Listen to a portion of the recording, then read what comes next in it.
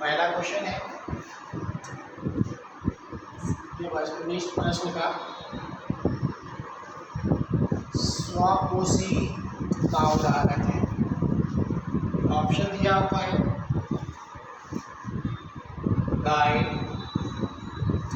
Option A में गाय, B बकरी, सी मनुष्य और डी आम का पौधा।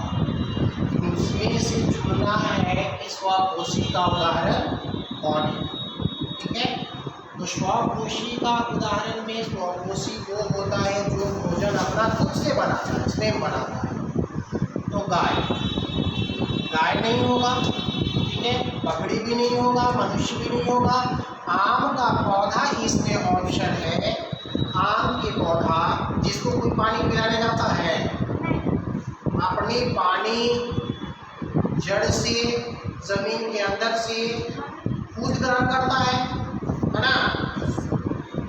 पेड़ को कोई आम के पौधा को जिस तरह से आदमी रोज खाना सुबह शाम दोपहर खाता है, तो पेड़ पौधा को कोई जाकर के खिलाता है सुबह शाम दोपहर, है ना।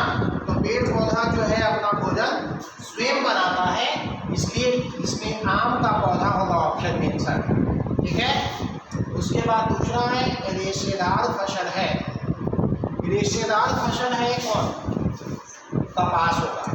ठीक है, कपास में रेशा होता है। बाकी ये सूरजमुखी में नहीं होता है। चना से दाल बनता है, गेहूं से आप लोग रोटी खाते हो, है ना, रेशा होता है नहीं। ठीक है, इसलिए होगा कपास। फिर है पुनरोपण विधि से बीजारोपण होता है।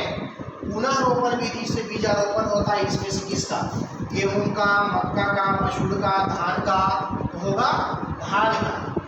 ठीक है, इसलिए पुनरोपण का मतलब पुनरोपण। जैसे आप किसान क्या होता है, बरसात के दिनों में धान की फसल उगाने से पहले धान को, जिसको हम लोग कहते हैं, किसान लोग कहते हैं मोड़ी देना, है ना। पहले धान की बीज को एक जगह बो दिया जाता है, और जब धान बोया हुआ धान जब थोड़ा बड़ा हो जाता है, तो उस खेत से उसे निकाल कर उखाड़ कर फिर दूसरे खेत में जाकर के रोपा जाता है अलग अलग, है ना। इसीलिए इसको कहा गया है पुनरोपण विधि। तो इस तरह का विधि कौन सा होता है? गेहूं में, मक्का में, मसूर में और धान में। किसमें? धान में होता है ना। गेहूं की फसल को एक बार जब बो दिया किसान, तो गेहूं वही रहेगा। ऐसा नहीं होता कि गेहूं की एक एक फसल को उखाड़ के फिर कहीं दूसरे जगह डाला जाता है, नहीं, है ना। लेकिन धान की फसल में होता है। धान की फसल अभी बरसात के समय में उसको किसान क्या करते हैं, उखाड़ते हैं, उसके बाद में फिर उसको एक खेत से दूसरे खेत में उसको रोपा जाता है ना। उसके बाद क्वेश्चन है राइबोसोबियम नामक जीवाणु किस फसल के जड़ में पाए जाने वाला ग्रंथियों में उपस्थित है? तो राइबोसोबियम जो पाया जाता है वो रेशेदार फसल में नहीं होता है, फलीदार फसल में होता है। ठीक है, ये अनाज में भी ऑप्शन में नहीं होगा और इनमें से कोई नहीं दिया हुआ है ना। तो ऑप्शन होगा कौन? फलीदार फसल। नेक्स्ट है फसल चक्रण से मिट्टी की उर्वरता। उर्वरता कहने का मतलब उपजाऊ।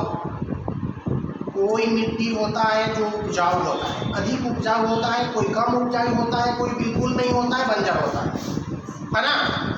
तो यहाँ पर है कि फसल चक्र से मिट्टी की उर्वरता। फसल चक्र से मिट्टी को फायदा है, ठीक है, नुकसान नहीं होता है। फसल चक्रण की विधि से मिट्टी की उर्वरता बढ़ जाती है, ठीक, घटती नहीं है। और परिवर्तित करने का मतलब कि जैसे पहले वैसे अभी भी ऐसी भी स्थिति नहीं है, मिट्टी की उर्वरता बढ़ती है। फिर उसके बाद ये खरपतवार का उदाहरण है। खरपतवार का उदाहरण है इसमें से मसूर नहीं, मसूर खरपतवार के अंतर्गत नहीं आता है। जूट भी खरपतवार नहीं है। तीसी देखिए, तीसी से जिस प्रकार से राई और सरसों का नाम सुने होंगे, राई और सरसों से क्या होता है, तेल निकलता है ना। ये तीसरी से भी तेल उत्पादन होता है ना। तो इसमें होगा, ये सब खरपतवार नहीं है, खरपतवार इसमें होगा गाजर घास।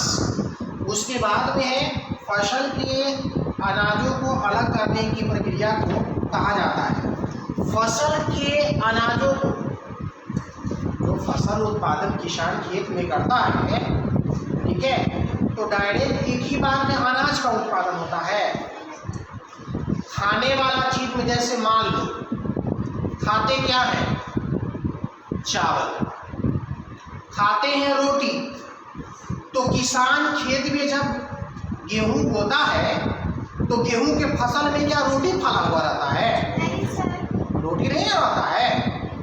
उसके लिए किसान को मेहनत करना पड़ता है। होता है क्या, वो तो गेहूं का उत्पादन हो गया, गेहूं में बाली लगेगा, है ना, बाली के अंदर, गेहूं के बाल के अंदर फल लगेगा, वही गेहूं की दाना, है ना।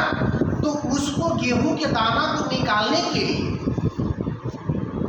यानी फसल के अनाजों को अलग करने के लिए जो प्रक्रिया है, उसको कटाई कहते हैं कि ओसाई कहते हैं कि दौनी कहते हैं कि भंडारण कहते हैं?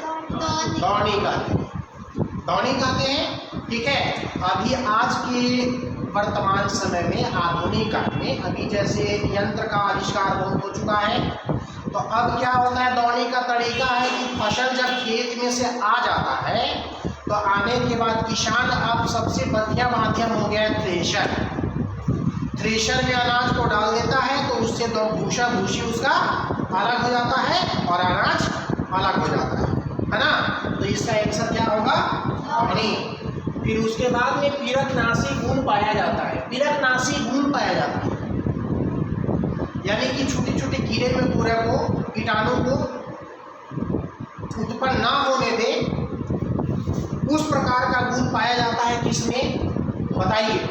ये 4 ऑप्शन है, पीपल का पत्ता, आम का पत्ता, नीम का पत्ता और बरगद का पत्ता। ये सब तो है पत्ता, है ना, लेकिन सब सारे पत्तों में सब में पीरकनाशी गुण नहीं पाया जाता है, लेकिन नीम के पत्ती में पीरकनाशी गुण पाया जाता है। किसान लोग अक्सर क्या करते हैं कि जब खेत से अनाज आ जाता है तो अनाज को फिर अगले साल बोने के लिए उसको बीज के रूप में बचा करके रखते हैं। तब उस समय क्या करते हैं कि अपने बोरे में जब कसते हैं ना, डालते हैं, तो नीम का कुछ पत्ता भी उसमें साथ डाल देते हैं, इसलिए कि अनाज का भंडारण, अनाज जो रख रहे हैं उसमें कीड़ा ना लगे, ठीक है। तो इसलिए कहा गया है कि पत्ता तो ढेर सारा होता है, जैसे यहाँ पर ऑप्शन में भी था, पीपल का पत्ता, आम का पत्ता, नीम का पत्ता, बरगद का पत्ता, सब तो है पत्ता पत्ता, है ना, लेकिन सब में पीरकनाशी गुण नहीं पाया जाता है। तो पाया किसमें जाता है? नीम के पत्ता में। फिर रासायनिक धूमन का प्रयोग किया जाता है। रासायनिक धूमन का प्रयोग किस लिए किया जाता है भाई? तो ये किया जाता है पीड़क के नियंत्रण में, पीड़क के नियंत्रण में। नेक्स्ट है 10वां नंबर क्वेश्चन, जंतुओं द्वारा प्राप्त खाद्य पदार्थ है, जंतुओं के द्वारा, ठीक है। अब ऑप्शन से समझिए आप, ये दाल है, दाल कोई जंतु उत्पादन करता है? फसल उत्पादन है, बिल्कुल सही बोले, है ना। अब देखिए शहद है, जंतु उत्पादन है, उत्पादन किससे होता है? मधुमक्खी से होता है ना। उसके बाद फल है, पेड़ से होता है, और चावल है ना। तो इसमें आंसर कौन होगा? ठीक है, हो गया, समझ गए?